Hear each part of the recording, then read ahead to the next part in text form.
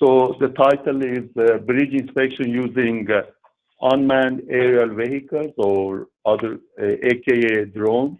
Dr. Pezhman Mardanpour is the PI. And as I mentioned, I will fill in for him for this presentation. So the objective of the project is to investigate the application of drones for ABC bridge inspection and construction program. And the tasks for this project included to identify the processes benefiting from drone application, to evaluate the existing drone systems, review the inspection hardware and software features, and to verify the concept with experiments.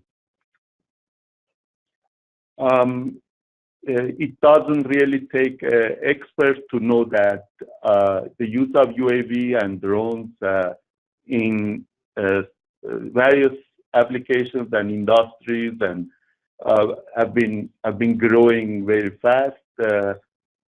So we have seen the applications in surveillance. We hear about application of drones in military. The variety of industries have been using this. So there is a strong talk for delivery using drones. It's being used for 3D scene recreation, environmental management. So we know that like agriculture and mining, etc., they're using heavily drones for their applications. The entertainment industry definitely using drones, but closer to applications that are related to civil engineering and art purposes include land surveying, inspection using drones, survey and mapping, and construction management. What the application we expect from drone on ABC projects? Definitely, bridge inspection pops up as first candidate because the entire emphasis with ABC projects is the time.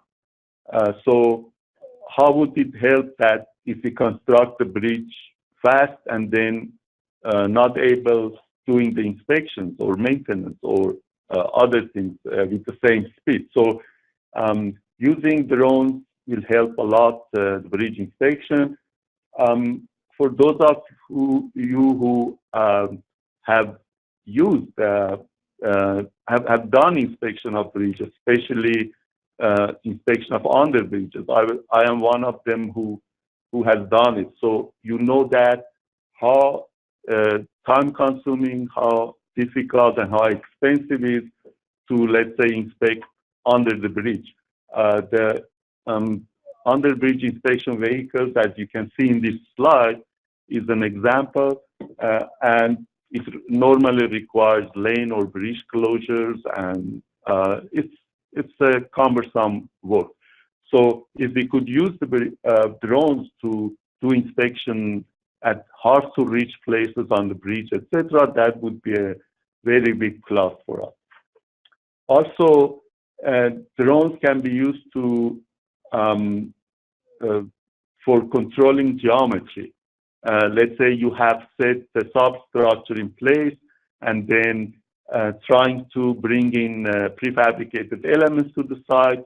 So it's very helpful if you know that before moving those pieces, if the substructure can receive without an conflict superstructure. So geometry control and at the different construction stages would be another big application for the drone.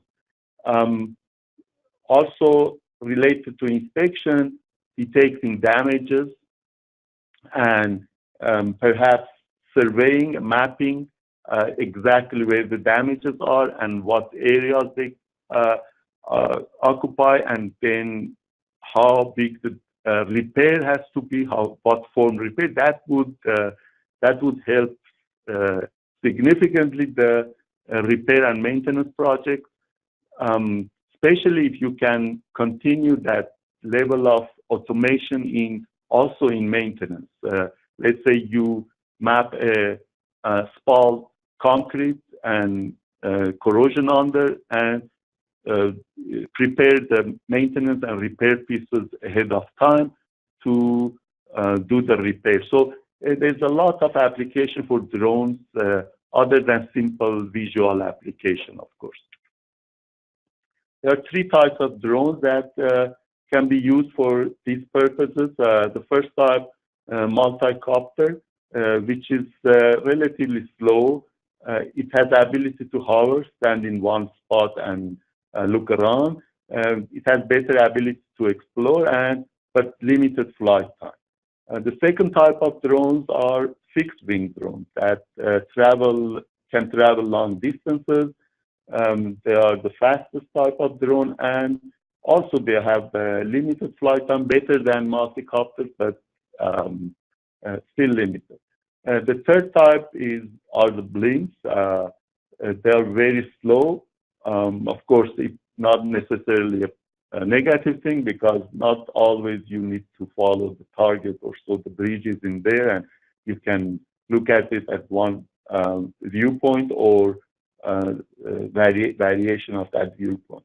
So it can stay in one place, and of course, it can function in longer time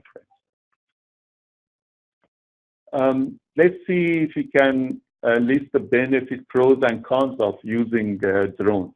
The benefits are kind of clear. It reduces the cost of the operation, increases worker safety and efficiency because it's not manned. So it speeds up the inspection and other operations, reduces the traffic interruptions, and it's compatible with different sensors or so that can be used as also non-destructive testing means. There are, of course, some challenges that the people are working on it to resolve. One is that, of course, it's not a challenge, it's a necessity for the operator has to have license to operate drone. But when you have the drone, normally you need also a certified inspector, for example, to be on site. Sometimes having drone may interfere with driving or driver safety. So we have to think about that. The pilot, the operator may lose visual contact with the drone and cause issues.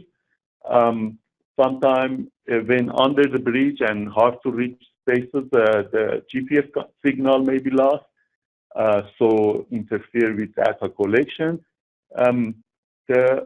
The other thing is that there's still not so many robust laws and regulations that we can put our fingers on. So there's a lack of those rules and laws. Let's go through some of the drones that Dr. Mardanpour's team has evaluated. The first one is relative the basic multi-copter drone, reasonable price, but it's kind of bare bone, and it needs a lot of modification to be able to function as inspection or other purposes for the bridge.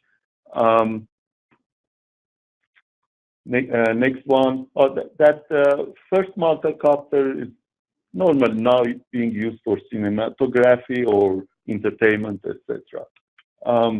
Second type, Ariane Sky Ranger, that a lot more expensive.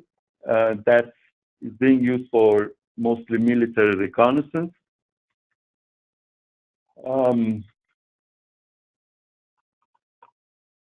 The third type, Case Drone 2S, that again in the same price range being used for land surveying.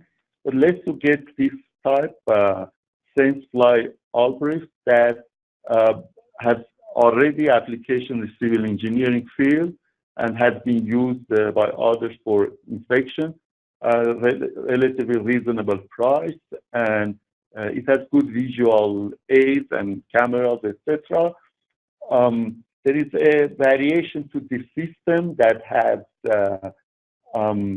protective frame around it, which will help in damage of it, because if drones get lost or they fall, so you will have a broken drone and your investment is gone. But with this protective frame, you can protect it from the impact, not only for the drone, but wherever it's impacting, it will cause less damage.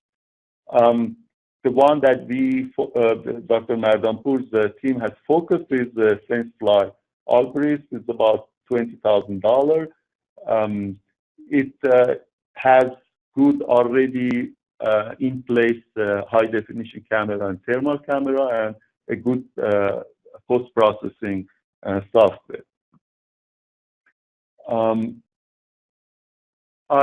Earlier, Dr. Mardanpour used that basic type of drone to conduct some experimentation for inspection or non-destructive testing.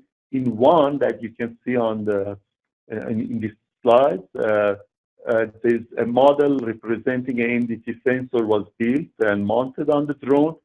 Of course, it creates a asymmetric off-center loading, and the effect of that asymmetric loading on the aeroelastic behavior of the drone was investigated.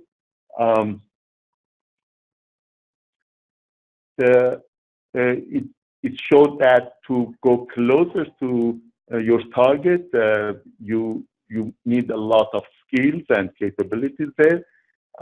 So touching the surface and effects of impact was significant. And of course, the effect of gust. If you have experience driving these drones, even the toy ones, you know that the smallest gust, your drone gets off. And of course, the more pricier drones, they use onboard equipment to prevent such a thing. So the more expensive you go, better product you get. I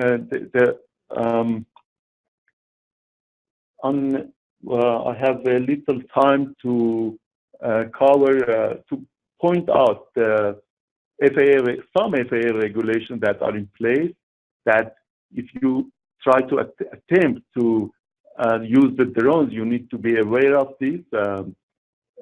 You have to have at least the minimum 500-foot distance between drone and people, non-involved parties. And the flight time, of course, restricted. You cannot go higher than 400 feet altitude, especially near airports. You have to be 5 miles at least away from airports. And the operator has to have a visual line sight with the drone at all times. So with this, I finished the presentation.